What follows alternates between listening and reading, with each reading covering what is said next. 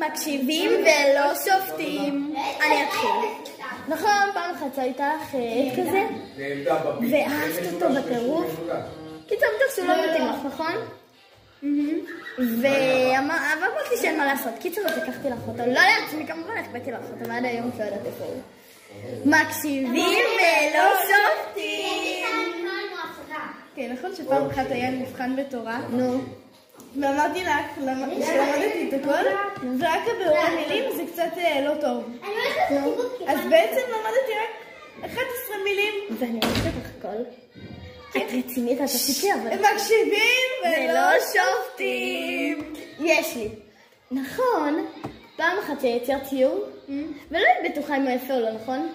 ואמרתי לך, לא, הוא יפה, לא לדאוג. קיצור, אולי היה משהו. מקשיבים ולא שופטים. קיצור, מקשיבים ולא שופטים איתי.